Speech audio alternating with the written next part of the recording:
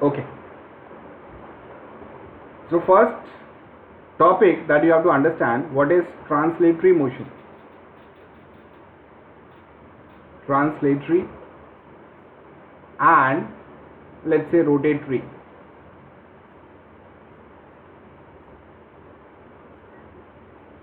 देखो एक चीज आपको पता है, 9th स्टैंडर्ड में आपने पढ़ा है कि किसी भी ऑब्जेक्ट का मोशन में होने का रीजन क्या है.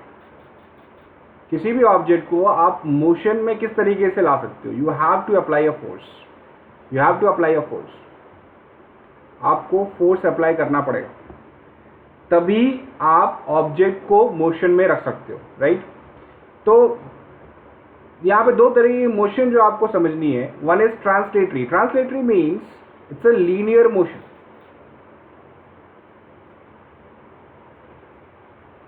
अच्छा, अब लीनियर में भी इसको मैं ब्रॉड वे में कर्वी लीनियर बोल सकता हूँ, right. It is not a big issue.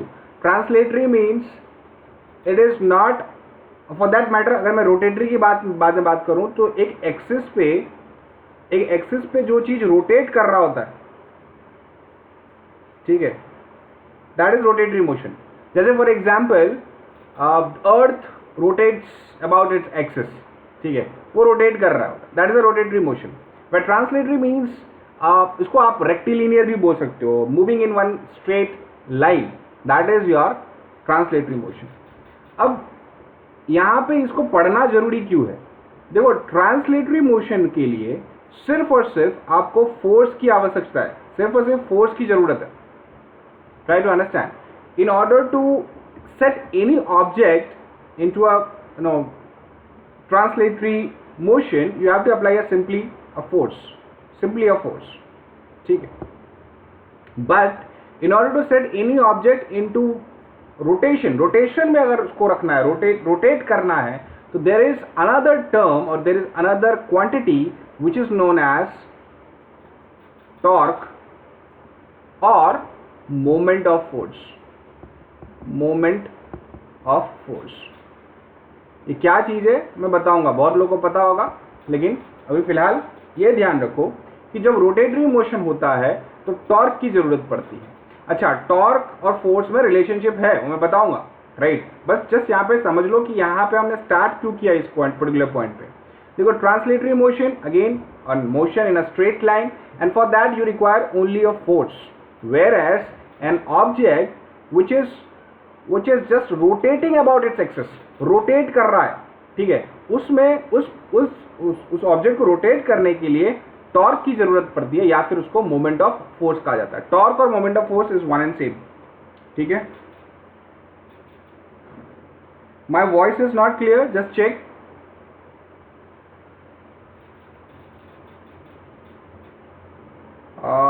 Just comment clear है सर. क्लियर, या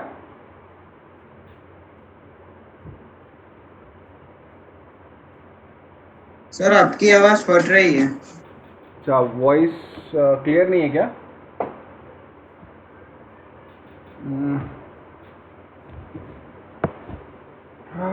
just give me 1 minute, 1 minute, only 1 minute, just wait.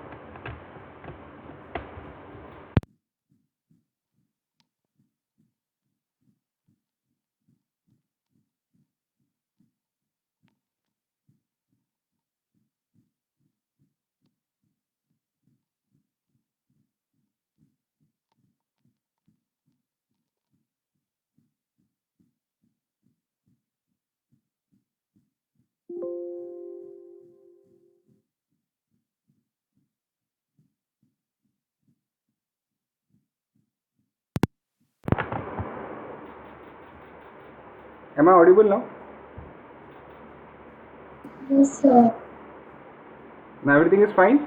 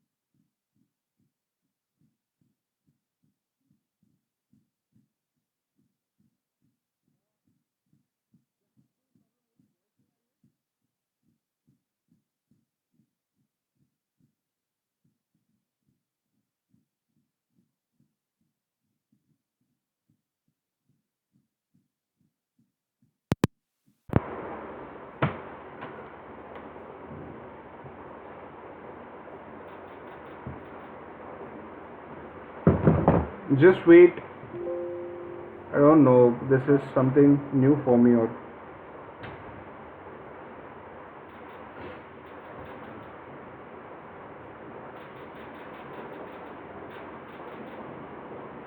now is fine. Yes sir. बेटा Yes, sir. तो पहले भी बोला था यस सर, बाकी सबका फिर पता नहीं इशू हो गया। Yes sir. ठीक है ना अभी? चलो ठीक है, चलो ठीक है, चलो अब सुन लो ज़रा। तो मैं बात कर रहा था टर्निंग फोर्सेस की, टर्निंग फोर्सेस या फिर टॉर्क, राइट। तो उसके रिलेटेड कुछ टर्म्स आपको पता होना चाहिए। जो पहला टर्म है दैट इज रिजिड बॉडी। देखो mathematically, sorry scientifically, rigid, there is no body which is rigid, ठीक है। कोई भी ऐसा बॉडी नहीं होता है जो रिजिड होता है, ठीक है।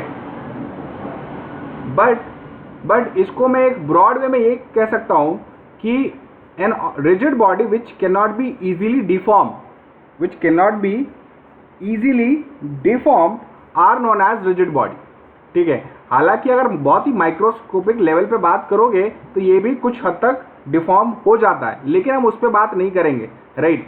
रिजिड बॉडी का मतलब विच can not easily, very easily, ठीक है, गेट्स डिफॉर्म, ठीक है। जैसे कि आपका पेन है, पेपर तो नहीं ले सकते, stone, these are the rigid body you can consider, या let's say wood, these are the rigid body, ठीक है।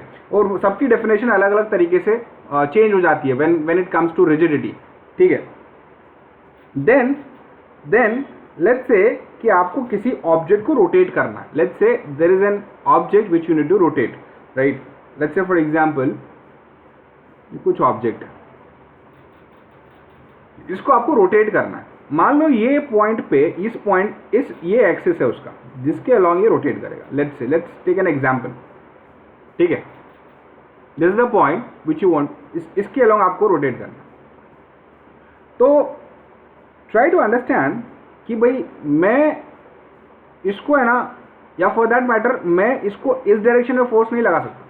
मैं इस डायरेक्शन में फोर्स लगाऊंगा तो इसमें कोई फर्क पड़ेगा नहीं, इट विल नॉट रोटेट, ठीक है। ये फिक्स है, ये फिक्स है, सिर्फ ये इस तरीके से घूम सकता है। जैसे फॉर एग्जाम्पल के तौर पे मैं देखूँ आपको, आपका जो डोर होता है, डोर या विंडोज जो भी है, ठीक है। जो डोर आपका होता है वो आपको क्या होता है, एक जगह फिक्स होता है, ठीक है, यहाँ से फिक्स है, and then you can rotate, right, you can rotate. यहाँ जा सकता है, ठीक है, फिर यहाँ आ सकता, या एक ही टाइप आप मान सकते हो, ठीक है। इसको हाफ रोटेशन आप कह सकते हो, ठीक है। तो आप जब रोटेट कर रहे होते हो तो you apply a force in this direction और दिस डायरेक्शन, ठीक है। तो आप जब इसको रोटेट करना हो, आपको जब रोटेट करना हो तो आप कौन सी डायरेक्शन में फोर्स लगाते हो? इस डायरेक्शन में फोर्स लगाओ, ये डायरेक्शन में फोर्स लगाओ। ट्राई टू अंडरस्टैंड, इस डायरेक्शन में फोर्स लगाओगे, ठीक है। तो force multiply by the perpendicular distance, try to understand, force multiply by the perpendicular distance from the axis of rotation, force multiplied by perpendicular distance, let me call this as r, perpendicular distance from the axis of rotation is known as torque, is known as torque, try to understand, ठीक है। ये torque को हम moment of force भी कहते हैं। क्या कहते हैं? Moment of force. इस टॉर्क को हम मोमेंट ऑफ फोर्स भी कहते हैं, ठीक है। अब मैं एग्जाम्पल के तौर पे मैं आपको बताता हूं। देखो मेरी बात सुनो, आप डोर जो है आपका, ठीक है, उसका जो हैंडल होता है, हैंडल वो हमेशा एक्सिस से जितना दूर हो सके उतना दूर रखा जाता है। मैं आपको अंडरस्टैंडिंग बता रहा हूं, इसकी अंडरस्टैंडिंग कैसे आपको समझ में आएगी। जो डोर है उसका हैंडल जो है जिससे आप रोटेट करते हो, उसकी एक्सिस हमेशा एक्सिस से दूर रखी जाती है, ठीक है, या फिर मैं कहूं कि एज पे रखी जाती है। क्यों? What is the reason? I tell you what is the reason. Let's say किसी डोर को रोटेट करने के लिए लेट्स से 5 न्यूटन मीटर लगता है। ये this is the unit for torque. मैं एग्जांपल के तौर पे ले रहा हूँ इसको, don't take it real time, इसको मतलब एग्जांपल के तौर पे ले लो। 5 न्यूटन मीटर किसी एक बड़े दरवाजे को अगर आपको रोटेट करना है तो, ठीक है, ठीक है। अब ये कहना है कि मान लो कि ये पूरा का पूरा डिस्टेंस 1 मीटर है, ऐसा होगा नहीं पर आप मान लो 1 मीटर है, ठीक है, 1 मीटर है। अब मुझे जो है ना, मुझे मान लो इस पॉइंट पे फोर्स लगाना है विच इज इक्वल टू 0. ये जो डिस्टेंस है 0.5 मीटर का डिस्टेंस है, ये 0.5 मीटर का डिस्टेंस पे मुझे फोर्स लगाना है तो कितना लगाना पड़ेगा, और 1 मीटर पे जो फोर्स लगाना है तो कितना लगाना पड़ेगा। देखो अगर मैं कहूँ मेरा torque is force let's say F1 multiply by, मैं F1 की कंडीशन ले रहा हूँ 0.5, that is equal to let's say how much 5 newton metre, 5 newton metre. तो मेरा F1 किसके बराबर होगा, 5 divide by 1/2 which is equal to 10 newton, मतलब F1 10 होगा, F1 10 होगा। उसी तरीके से अगर मैं F2 कैलकुलेट करने की कोशिश करूं, F2, अच्छा F2 का डिस्टेंस कितना है एक्सिस से, 1 मीटर का, 1 that is equal to 5, therefore my F2 is equal to 5 newton, F2 is equal to 5 newton. अब इन दोनों चीज के बारे में सोचो, जब आपने फोर्स एक्सिस से नजदीक वाले जगह पे लगाया तो वहां पे ज्यादा लगेगा, 10 न्यूटन लगेगा, लेकिन जितना दूर लगाया, जितना आपने दूर लगाया उतना कम फोर्स लगाना पड़ा आपको, उतना कम फोर्स लगाना पड़ा आपको, राइट, उतना कम फोर्स लगाना पड़ा, right. So this develops an understanding that a rotatory motion is the combination, the combined effect, actually it's a combination of your force and the perpendicular distance, ठीक है, force and the perpendicular distance between your axis and the point of application of force, between your axis and point of application of force, ठीक है। अब इसके बहुत सारे examples हैं। देखो आपने चक्की देखा होगा, पता नहीं देखा होगा कि नहीं मालूम नहीं, ऐसे कुछ चक्की होता है और सरकमफेरेंस पे इस पे हैंडल होता है, ठीक है, और इसको रोटेट किया जाता है ऐसे करके, राइट, रोटेट किया जाता है, ठीक है ना। अगर ये जो आपका हैंडल है ये अगर इसके पास आने लगा ना तो आप रोटेट नहीं कर पाओगे, आप रोटेट नहीं कर पाओगे, ठीक है, आप रोटेट नहीं कर पाओगे। अच्छा मुझे एक बात बताओ कि what force should I apply eight an axis पे मुझे कितना फोर्स लगाना पड़ेगा ताकि मैं ये जो दरवाजा है इसको रोटेट कर पाऊँ। कमेंट में द आंसर, एक्सिस पे मुझे कितना फोर्स लगाना पड़ेगा ताकि मैं इस ऑब्जेक्ट को रोटेट करवा पाऊँ। टेल मी, जस्ट कमेंट में द आंसर।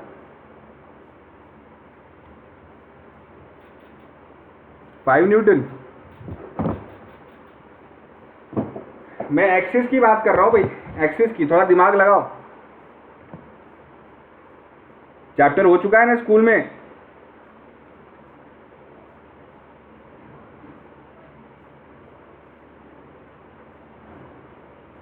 जीरो अरे जीरो लगाऊंगा तो अपने आप मतलब वो रोटेट करने लगेगा क्या? अपने आप रोटेट करने लगेगा।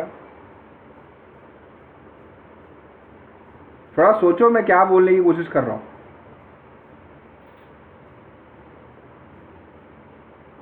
Try to understand my point. I said at axis पे मैं फोर्स लगाऊं, मैं कितना फोर्स लगाऊंगा, एक्सिस पे मैं कितना फोर्स लगाऊंगा ताकि ये आपका जो मतलब मान लो कि दरवाजा है वो रोटेट कर पाए।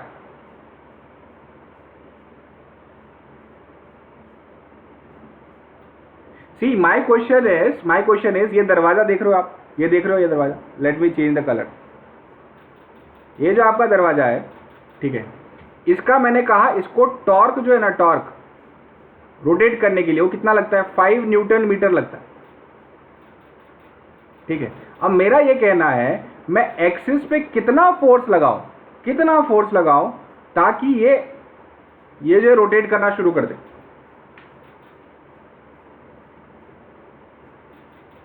हिमांशु अब सही है, पहले कहाँ गया? पहले तुम 0 न्यूटन 5 न्यूटन बोल रहे थे, वो क्या था? और पर्सनली कमेंट करो, पर्सनली कमेंट करो, ये तुम कमेंट करोगे तो सबको पता चल जाएगा।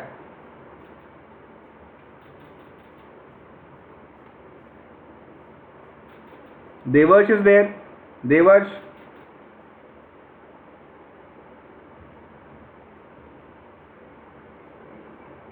हाँ बताओ, इस एक्सिस पे मैं कितना फोर्स लगाऊंगा ताकि ये दरवाजा रोटेट करना शुरू कर दे? सर नहीं होगा रोटेट।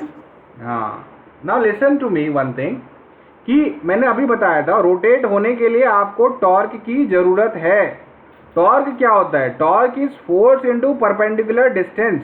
आपका परपेंडिकुलर डिस्टेंस अगर 0 है तो कितना भी फोर्स आप लगा दो, कितना भी फोर्स लगा दो, anything multiply by 0 would be 0।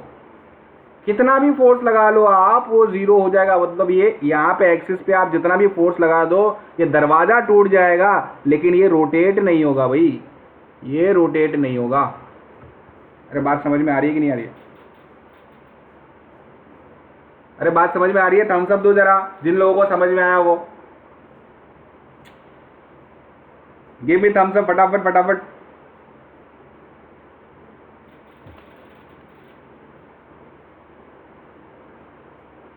बढ़िया बढ़िया बढ़िया, चलो। नहीं समझ में आया? जिया जरा बताओ, कहाँ किस पॉइंट पे नहीं समझ में आया बेटा?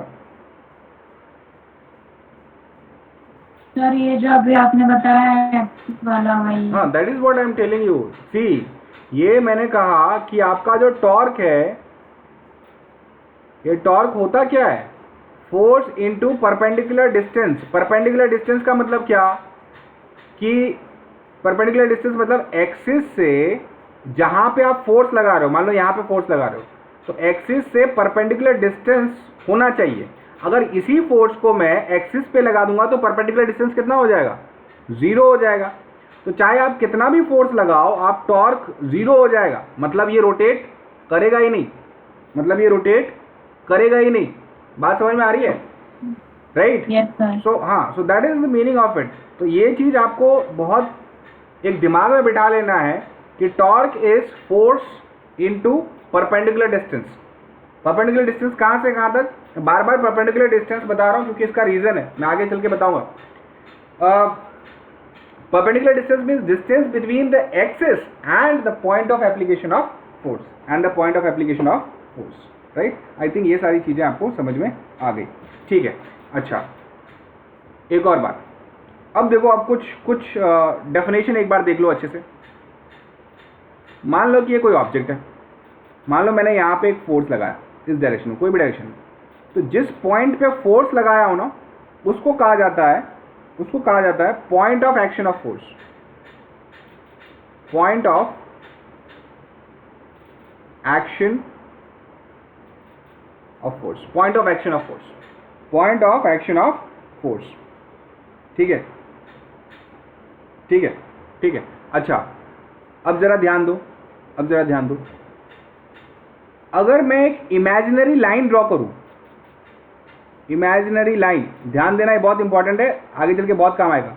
अगर मैं एक इमेजिनरी लाइन ड्रॉ करूं, ठीक है, इमेजिनरी लाइन, ठीक है, passing through point of action of force, passing through point of action of force, तो इस इमेजिनरी लाइन को, और उसी डायरेक्शन जिस डायरेक्शन में फोर्स लग रहा है, उसी डायरेक्शन में जिस डायरेक्शन में फोर्स लग रहा है, इस इमेजिनरी लाइन को कहते हैं line of action of force.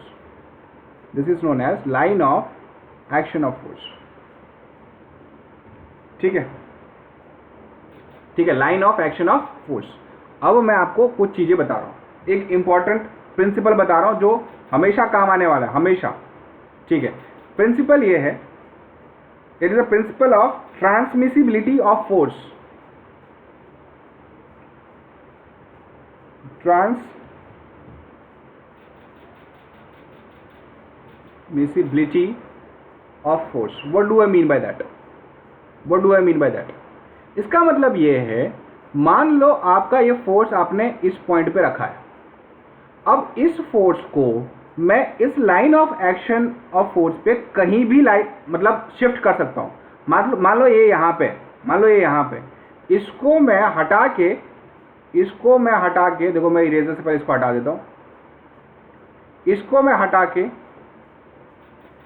यहाँ भी रख सकता हूँ, यहाँ भी रख सकता हूँ, ठीक है, इसको मैं हटा के यहाँ भी रख सकता हूँ। बात समझ में आ रही है? Right, try to understand. इसको मैं हटा के यहां भी रख सकता हूं। इट सिंपली मीन्स कि आप जो फोर्स है वो line of action of force के line of action of force के अलोंग कहीं भी शिफ्ट कर सकते हैं। बहुत इंपॉर्टेंट बात है, सुन लो अच्छे से, वापस से सुन लो। मैंने कहा कि जो आपने फोर्स यहां लगाई है, इस फोर्स को line of action of force के अलोंग कहीं भी शिफ्ट कर सकते हैं। देखो, मैं इसको यहां शिफ्ट नहीं कर सकता, गलत हो जाएगा। यहां शिफ्ट नहीं कर सकता, बात समझ में आ रही है? यहां शिफ्ट नहीं कर सकता, ठीक है? जस्ट एक्सक्यूज मी।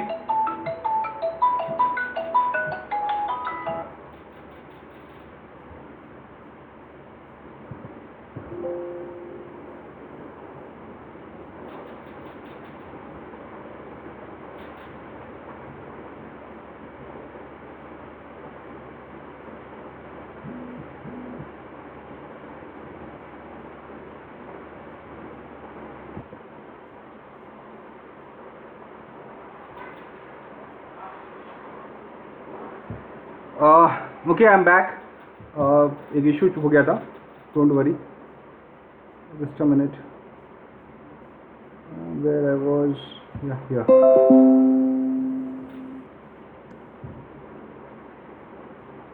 ठीक है, okay. So I was telling कि अगर ये जो मैं principle of transmissibility of force बता रहा हूं, इसका मतलब ये हुआ कि मान लो कि मैंने यहाँ पे 5 न्यूटन लगाया, तो इस 5 न्यूटन को मैं ट्रांसलेट कर सकता हूं यहाँ पे भी, लेकिन यहाँ या यहाँ कहीं भी मैं ट्रांसमिट नहीं कर सकता। अगर आपको प्रिंसिपल ऑफ ट्रांसमिसिबिलिटी समझ में आया ना, तो थम्स अप करो फटाफट। If you have understood principle of transmissibility, just thumbs up फटाफट।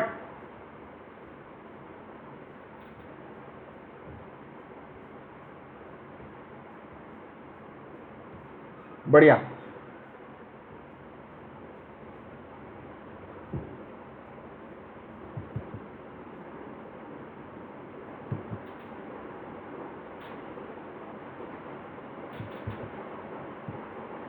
ठीक है, चलो आगे। तो मोमेंट ऑफ फोर्स मैंने ऑलरेडी आपको समझा दिया, होता क्या है moment of force, right?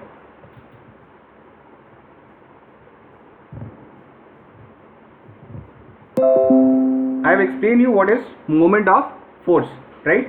Now इसकी यूनिट के बारे में बात कर लेते हैं, right? Your moment of force,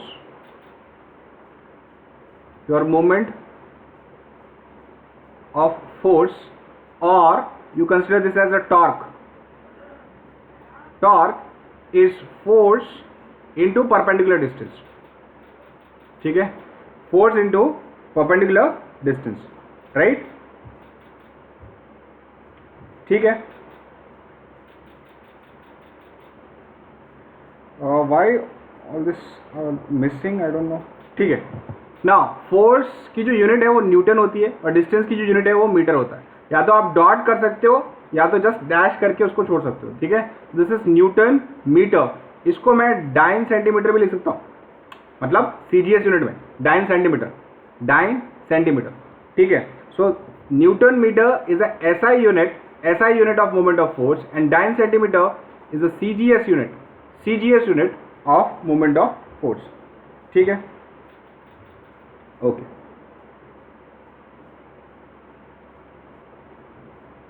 now इसको डिफाइन कैसे किया जाए?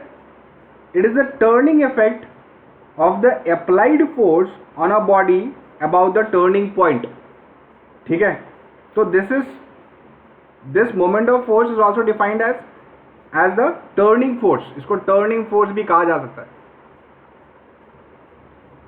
ठीक है, हालांकि टर्निंग फोर्स आप कभी सुनोगे नहीं, आप सिर्फ मोमेंट ऑफ फोर्स और टॉर्क ही सुनोगे. आगे चल के यहाँ पे 11th में बहुत इसके बारे में आप पढ़ोगे और बहुत इसके क्वेश्चंस भी आप अच्छे से सॉल्व करोगे.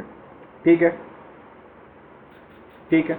चलो, अब ये जो प्रिंसिपल ऑफ ट्रांसमिसिबिलिटी है, इसका किस तरीके से आप यूज करोगे वो मैं बता रहा हूँ.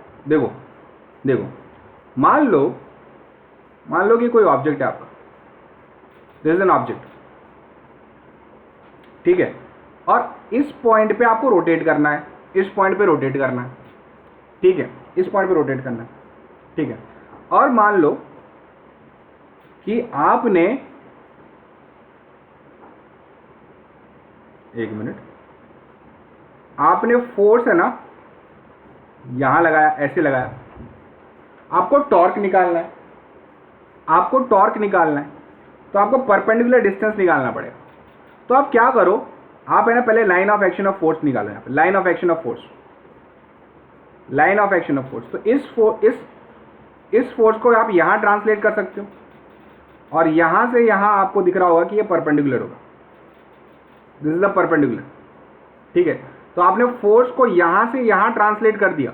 कुछ फर्क नहीं पड़ेगा, कुछ भी फर्क नहीं पड़ेगा. आप फोर्स को इस पॉइंट से इस पॉइंट तक अगर ट्रांसलेट कर दोगे तो कुछ फर्क नहीं पड़ेगा. So this is your force and this is your perpendicular distance. So your torque here would be F cross perpendicular R. ये perpendicular साइन है. ठीक है, ठीक है, और ये टॉर्क का साइन है. ठीक है, it's a vector quantity. Actually vector quantity होता है. Torque is a vector quantity. याद रखना, ये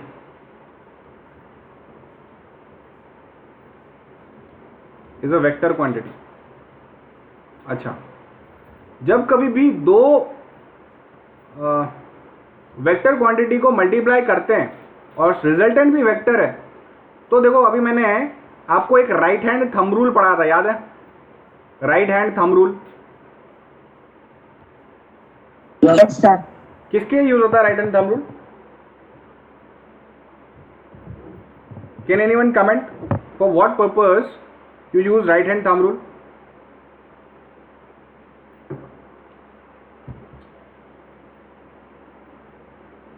कमेंट करो भाई.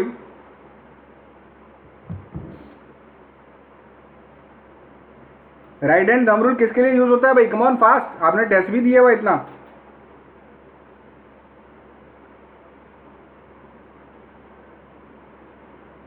M I Audible?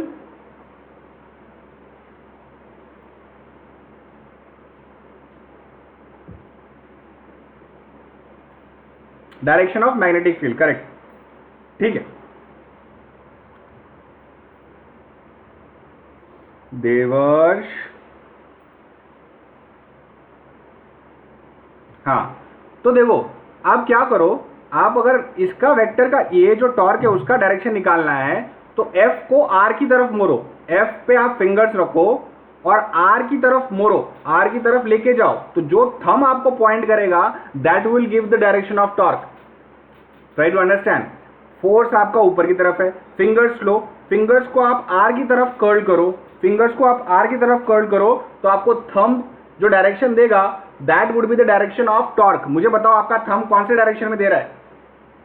What, in which direction your thumb is pointing? Comment.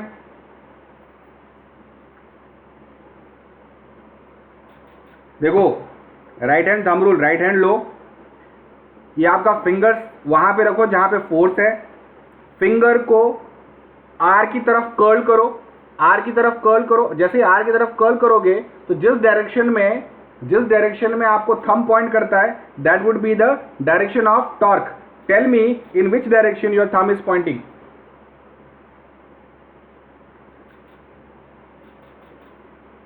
अरे कमेंट करो भाई. क्या आपकी तरफ पॉइंट कर रहा है थंब? यस और नो? क्या आपकी तरफ थंब पॉइंट कर रहा है? अपवर्ड्स कहाँ से बेटा? अगर मैं प्लेन यहाँ पे रख रहा हूँ तो आपकी तरफ पॉइंट करेगा ना? अरे आपकी तरफ पॉइंट करेगा यार। फोर्स को आप आर की तरफ लेके जाओगे तो आपकी तरफ पॉइंट करेगा। That means your torque is in the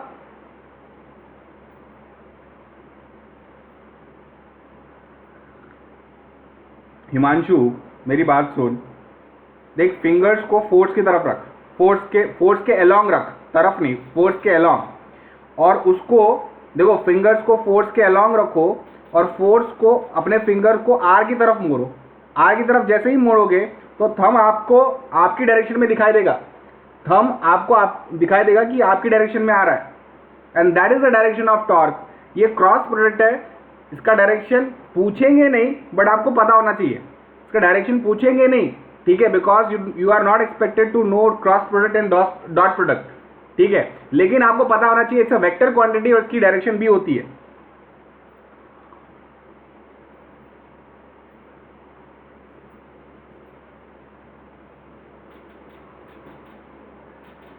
I hope आपको समझ में आ गया। हिमांशु, ओके, बढ़िया, right. So this is your torque, ठीक है, ओके।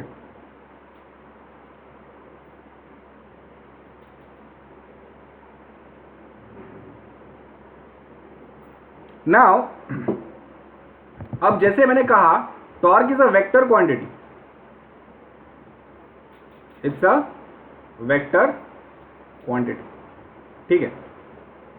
अब जो रोटेशन है, ठीक है, जो रोटेशन है वो दो तरह के हो सकते हैं। देखो, एक तो ऐसे जा सकता है, ठीक है, this is anti clockwise, right, this is anti clockwise, clock के अगेंस्ट, ठीक है। तो जो moment of force, the moment of force which will, ये चीज एक कन्वेंशन है, ये याद रखना, कन्वेंशन है ये, ठीक है, आप उल्टा भी लिख सकते हो, कोई दिक्कत नहीं है। The moment of force which will make the motion move in anti clockwise direction, which will rotate an object in anti-clockwise direction, that moment of force is known as positive moment of force. Positive moment of force, ऐसा ये कोई rule नहीं है, but आपकी किताब में इसको रखा गया है तो आप एज इट इज रखो, ठीक है। और अगर जो मोमेंट ऑफ फोर्स आपको क्लॉकवाइज डायरेक्शन में रोटेट करवाए, clockwise direction you know, along the clock, जो मोमेंट ऑफ फोर्स आपको क्लॉकवाइज डायरेक्शन में रोटेट करवाए, उसको कहा जाता है negative moment of force, negative moment of force. अरे बात समझ में आई क्या? ठीक है, आपका अगर moment of force anti clockwise है तो मोमेंट ऑफ फोर्स पॉजिटिव होगा, आपका मोशन अगर क्लॉकवाइज है तो मोमेंट ऑफ फोर्स नेगेटिव होगा,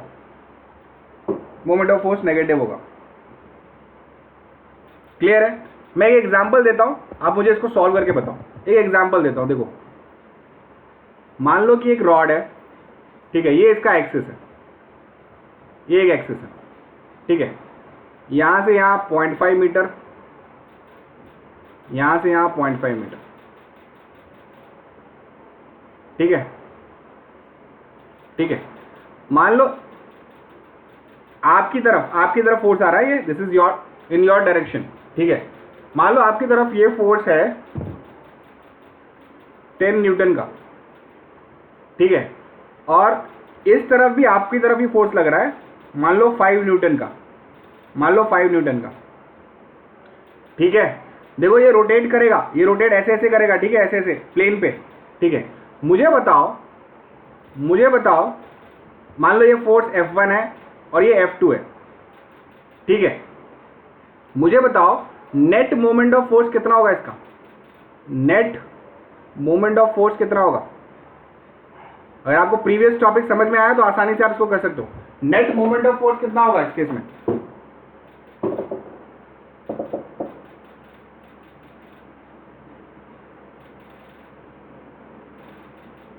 कमेंट में the answer.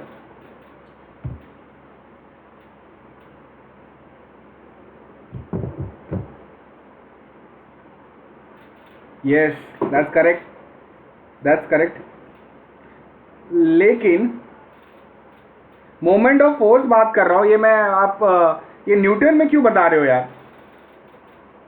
Moment of force की बात कर रहा हूं यार, चैप्टर चल चुका है क्लास स्कूल में।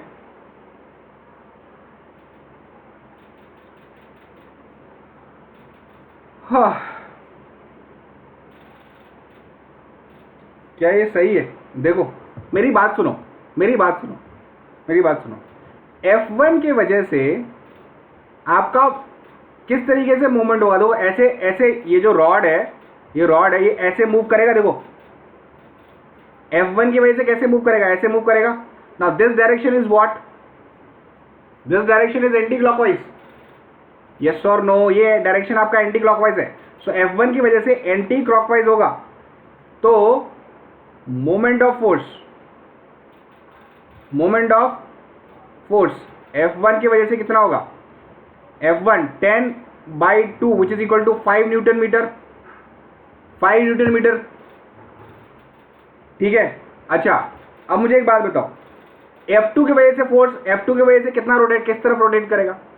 F2 की वजह से ऐसे रोटेट करेगा। देखो F1 की वजह से ऐसे करेगा, मतलब एंटी क्लॉकवाइज। F2 की वजह से क्लॉकवाइज करेगा, F2 की वजह से क्लॉकवाइज करेगा, याद रखना। ठीक है, तो moment of force due to F2, moment of force due to F2 कितना होगा?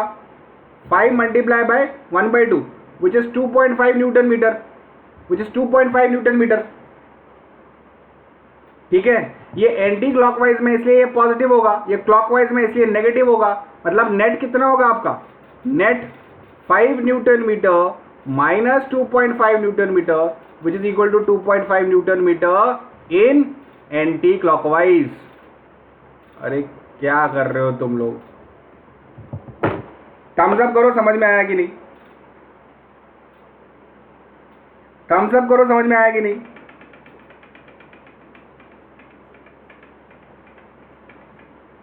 तो इतना घबरा क्यों जाते हो तुम लोग? 5 न्यूटन 5 न्यूटन 5 न्यूटन बोलते गए, ऐसा क्यों?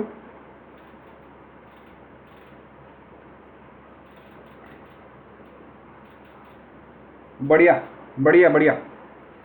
चलो एक और सवाल देता हूँ, रुको, एक और सवाल देता हूँ, रुको, एक और सवाल देता हूँ। सिंपल सा देता हूँ, एकदम सिंपल सा, सारे करेंगे, सारे करेंगे। देखो मान लो कि आपका रोड, एक रोड है, रॉड नहीं रोड, ठीक है। मान लो कि एक व्हील है, ठीक है, जिसकी रेडियस 7 सेंटीमीटर, ठीक है, ठीक है, और इसका फोर्स इस डायरेक्शन में लग रहा है, इस डायरेक्शन में फोर्स लग रहा है, लेट्स से 10 डाइन, और इस डायरेक्शन में फोर्स लग रहा है, लेट्स से 5 डाइन, 5 डाइन, ठीक है, 5 डाइन। मुझे मोमेंट ऑफ फोर्स बताओ, नेट मोमेंट ऑफ फोर्स बताओ फटाक से, नेट मोमेंट ऑफ फोर्स बताओ। यह आंसर फटाक से होना चाहिए।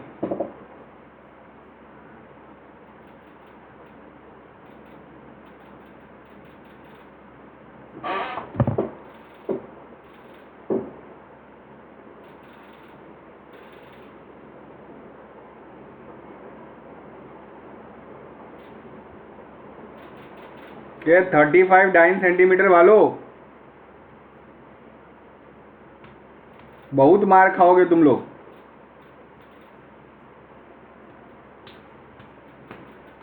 यही तो दिक्कत है, यही तो दिक्कत है तुम लोगों का। डायरेक्शन देखो, डायरेक्शन देखो, किस डायरेक्शन में फोर्स रोटेट कर रहा है। अरे बच्चों डायरेक्शन देखो,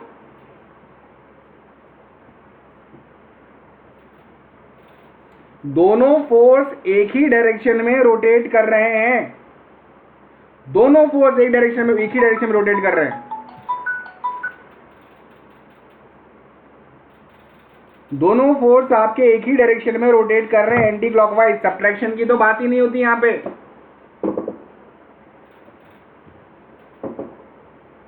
अरे बात समझ में आई कि नहीं आई? हाँ अभी सही है। मतलब तुम लोगों को मैं जब तक डंडा नहीं मारूंगा तब तक तुम लोग सही नहीं बोलोगे, ऐसा है क्या? देखो मेरी बात सुनो, लिसन, ये जो 10 डाइन है ये इस डायरेक्शन में रोटेट करवाएगा, ये 5 डाइन भी इसी डायरेक्शन में रोटेट करवाएगा, तो ओवरऑल रोटेशन एंटी क्लॉकवाइज में हुआ कि नहीं हुआ?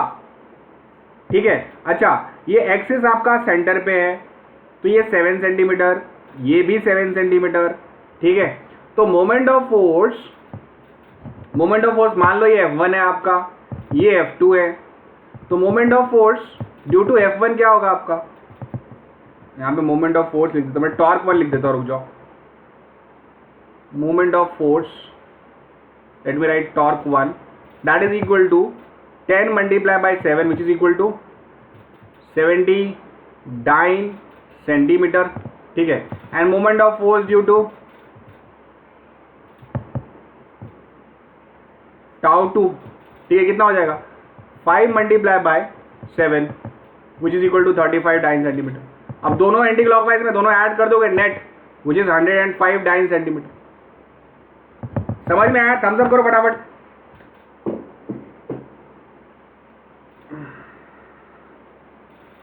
No we are running out of time now, I'll do it। अच्छा, कितने लोगों को लाइव लेक्चर ही चाहिए जरा मुझे कमेंट करके बता दो। How many of you want live lecture only?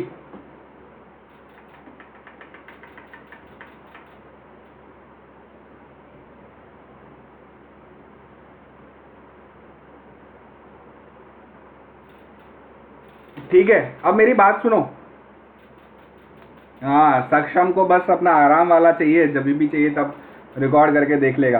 देखो मेरी बात सुनो, लाइव तो रख ही रहा हूं मैं, ठीक है, इसको रिकॉर्ड करके भी मैं यूट्यूब चैनल पे डाल दूंगा। जब आपको ज़रूरत पड़े, जब आपको देखना हो, जब आपको रिवाइज करना हो तो आप रिवाइज कर सकते हो, नो प्रॉब्लम एट ऑल, ठीक है। And it's an humble request to everyone, please do not forward these.